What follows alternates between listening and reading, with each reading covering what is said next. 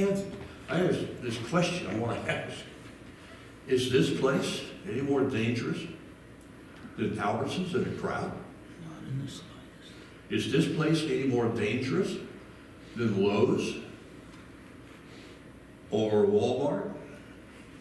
I noticed a gal doing the carts up at Walmart the other day, and when I grabbed hold of the cart, it was just wringing wet. But she sprayed, pushed it at me. You've got it. Josie grabbed hold of the front of it, and I said, Josie, you got the wrong end of that thing. You know, she didn't spray that end. She sprayed this end. It's dripping, but that end's dry. And if you're going to pick it up from touch, and touch is now beginning to look like that's not the way that you're really going to pick it up. I'm not saying not be careful. I am saying that some of the things we heard originally are not true. Cardboard, which I would assume would be a very dangerous thing, has now turned out to be much less dangerous than stainless steel. If you want to do something to protect yourself, everything should be in copper. Because copper has a natural antibacterial substance in it anyway. But he's saying here is, you know, there's a wicked way. Here we have a nation that's locked down. Here we have a nation that just seemingly is looking at the number of deaths. They're horrified at the 100,000 deaths. And yet on the other hand, they continue to do things that don't make sense. Now mine eyes shall be open. He said before this, I'll heal their land, and now mine eyes shall be open, my ears attend unto the prayer that is made in this place. Now you still have the temple. There's a couple places in Scripture that are very plain. The temple has a special place to go and pray at. It is a special place. In fact, it says, if you will come, any man that comes to this place and prays, I will hear his prayer. And it's laid out in such a way that what he's saying is it's not just the Jews, but any man. I've been there several times. I have never failed when we were in Israel to go to Kotel, the wall, and pray. Because he said it's a special place. He said, my eyes will be open, my ears will hear, and to the prayer that's made in this place. You know, it's going to be interesting, and I'm going to tell you that I picked up part of this from an article that was written in a newspaper in California. I know immediately that becomes suspect. But actually, in this particular case, it made a lot of sense. You know, and he starts out talking about the lockdown and the stay-at-home orders are issued. And we begin to hear the term essential and non-essential.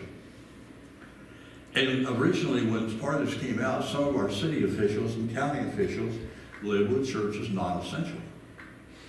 The governor came out and said, no, it's an essential service. And I remember one night that there was something going on, but I had looked on some material that had been put out by the governor's office, and it labeled pastors as essential. I can come and go as I need to go. And I kind of had to stop and think, you know, I mean, you've got supermarkets open, and y'all can name them. You know, you're at Walmart, packed to the gills. You got Lowe's, and any place that has toilet paper. Do you know that toilet paper sales on the company that actually owns Charmin and Scott's, the toilet paper sales went up 794%.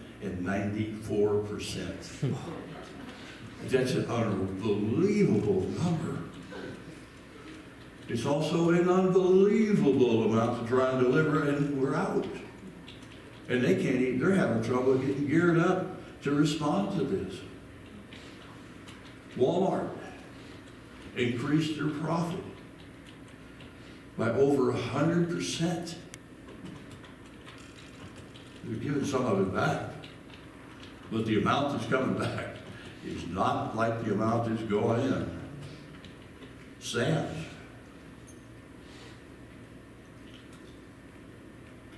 You've been to Sam's when you get the line behind it? And if you go in the morning, you're out in the sun.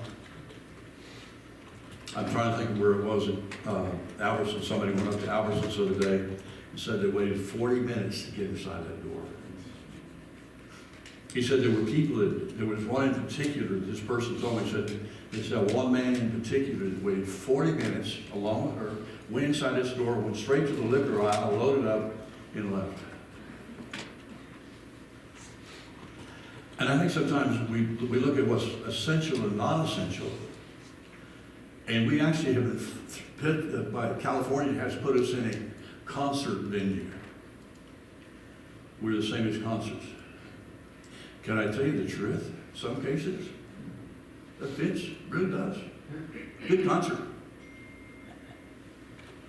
By the way, one of the quickest ways to spread the virus is singing. However, it's singing. So, but, nonetheless, we do what? We go, we get close together in a concert. We sing, we do those things that, but here's the church in that. And most churches did what? Shut down. I was saying of a particular pastor that I'm familiar with. And I don't know how long we've been in this thing, since the middle of March. So we're 2.5 months into it. They've not had a service, prayer meeting. They haven't had anything in 2.5 months. And I'm kind of challenged to look and say, some of the things that are being done verge on the idea that we really are unconstitutional. And by the way, what I'm saying is also what our Attorney General has said. The Attorney General of the United States. It is also the same thing the Attorney General of Texas has said. The Lieutenant Governor of Texas has said. And the Governor of Texas has said. And we're waiting, so many churches are waiting to get the green light to go back together again. And we did up to a point, except that we did it out in the parking lot.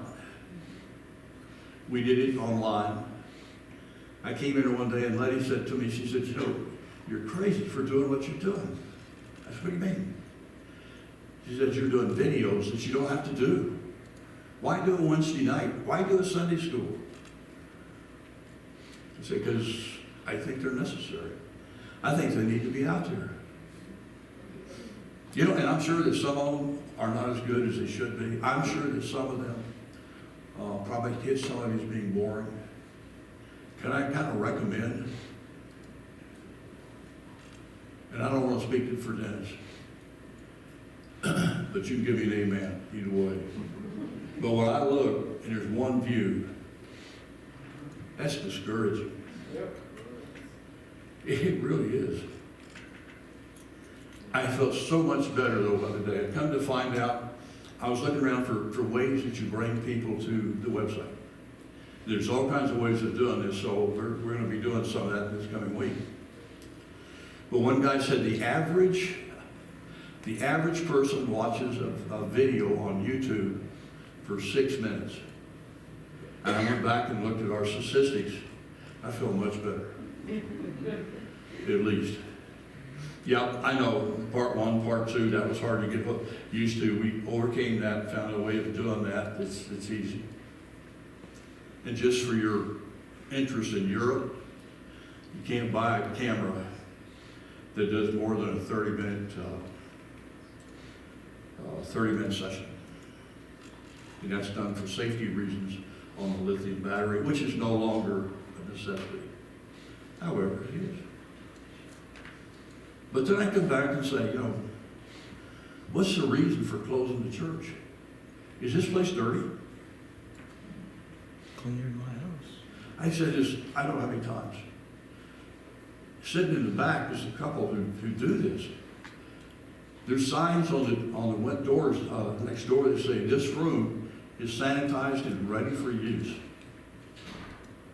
They've done every room over there at least twice. Some of those things they do virtually every single day. Every wall's been sprayed. Carpets have been steam cleaned. I could tick off some of the women I know by just simply saying, I'll bet you'd have a hard time doing this in your house. What's different about the church? What's the difference by going to Albertsons? And some of the runs I personally made to Albertsons. Some of it was, for prescriptions and so forth. Can't get out of that. Some of it, however, I have to be honest and simply say to you, I just want to get out of the house. And that was a good reason. And we go on, with our government guidelines. I have a son, and grandson, who both work for the world's largest medical supplier. They work in a plant with 600 employees. My son takes temperatures for 600 employees every single night. Now, he has a $17,000 machine, and he can pass them through pretty fast. Yeah, some of them are what's the new word, conveners? Those who object to the whole thing. What's different about the church? What do you fear in coming here? I get guys that are more afraid here than they are to go to other places. I don't understand that. And we won't bring our kids here. We're afraid, scared to death. But you know what turns out is these guys are less affected by it than the other group. I'm in the high risk. Yeah. A couple of others are too. Was that an amen? Only. You know what's really kind of interesting and maybe should be considered? Why is it such that the church would be considered non-essential and we would accept it? Do you understand what I'm saying? Why would we accept the fact that in so many states we are placed as non-essential?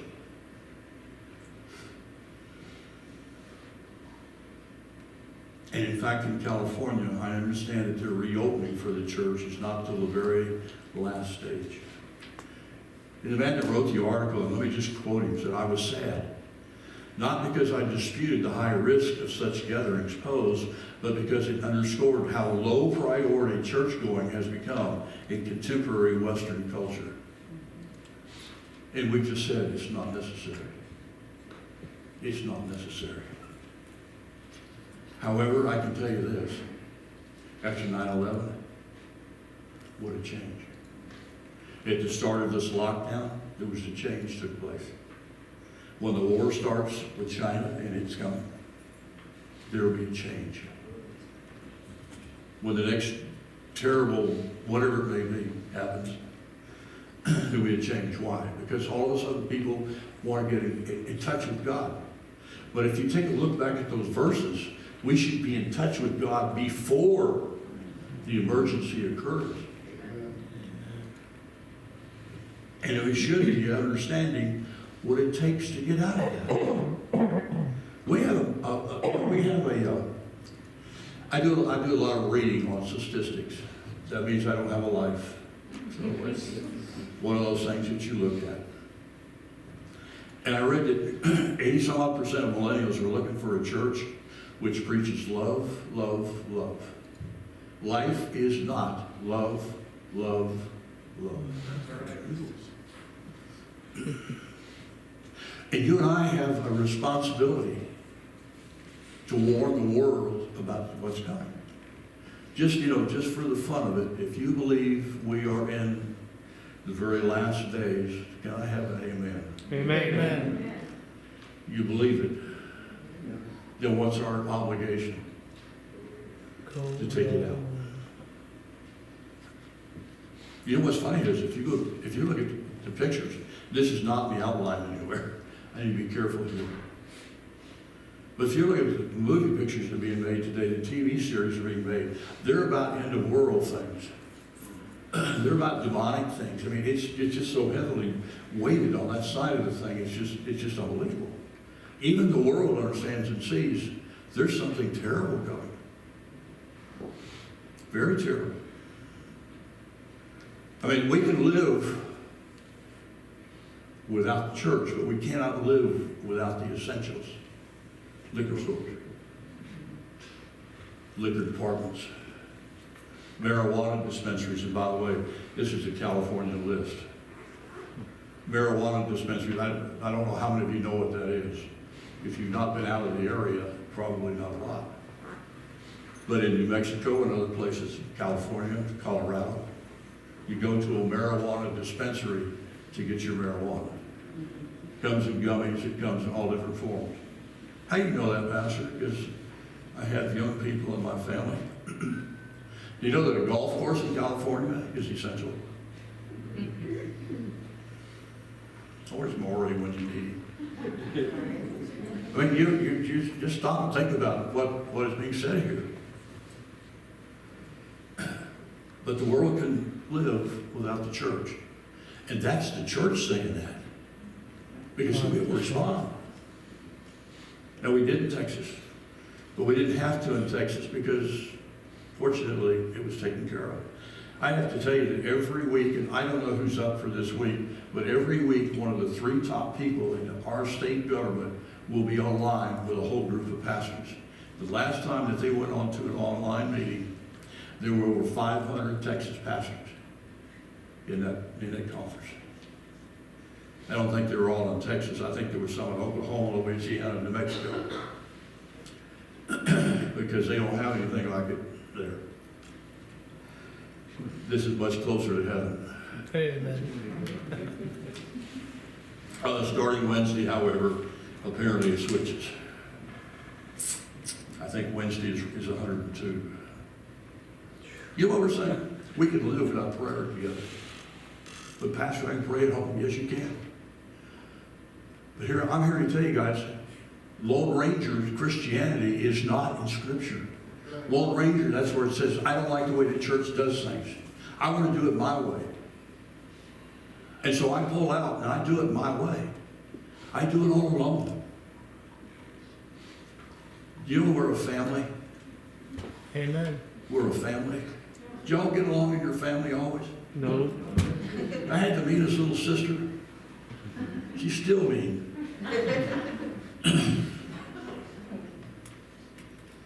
I will never forget seeing my dad's face after she shut the door on me.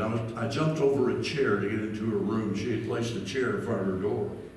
And I jumped over the chair to get into the room, and she shut the door. I took the door off the hinges. My dad was not happy. We had a lesson that afternoon. It extended for a couple of days. I was afraid of death. Family living makes us grow. Family living is there to see that even though sometimes it causes sparks, the Scripture says, it's iron that sharpeneth iron. We're there to grow as a family. And when you withdraw from the family and you become somebody that's either so arrogant that you simply know for sure your way is best, your ideas are best, and you're not willing to help the family grow, and you're not willing to grow within the family. And we have a job to do that we're not doing. Sometimes it is uncomfortable. It is uncomfortable to do some of the things I've done in the past month and a half, 2 months.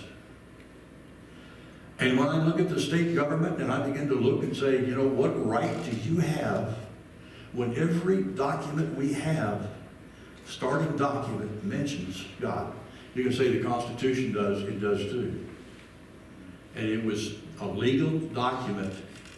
It was legal because at the very bottom of it, it said, I can't remember the exact wording, but in essence, this document is written in the year of our Lord, 1789. And it was signed in a way that made it a legal document because it was from heaven. But can I just read to you from our Declaration of Independence? We hold these truths to be self-evident, that all men are created equal. It's what? Pastor doesn't work that way. No, I know that. I understand that. I mean, we're in the midst of something that says very clearly, we're created equal, but we don't hold each other to be And that's sad. It shouldn't be that way. By the way, I've been on the other end of this because I have lived in other countries where this is not true. But he says that all men are created equal, that they are endowed by their Creator, or if you're Joe Biden, the thing. I could not believe he said that. And if you haven't heard that, you need to listen to it.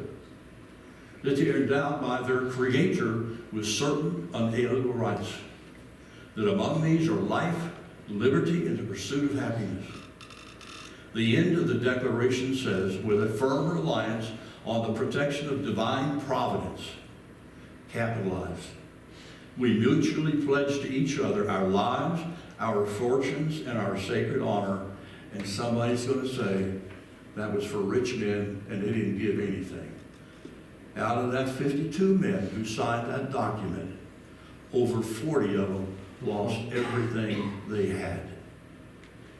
And I think it's 9 or 10 of them died along with their families during this war for independence. They gave. But they understood that it was God who was working in bringing these things about. So when we turn around and say, to even begin to take the idea that our church gatherings are non-essential, what are we saying to God? I think the COVID epidemic has not caused, but it's given an opening to see the truth for the people's belief in church. It's not important. I'm not talking about out there. I'm talking about in here. It's not important. We don't have a swimming pool. We do have a good gym. You guys can start a program. Does that necessarily mean the pastor has to lead it? I'll lead it. I'm good for one shot. Somebody better be prepared after that, though. We'll let Leonard do the second shot. Everything's there. The failure becomes in the fact that we don't sense or see that speaking to God is important. We're here to meet with Christ. We're here through His Word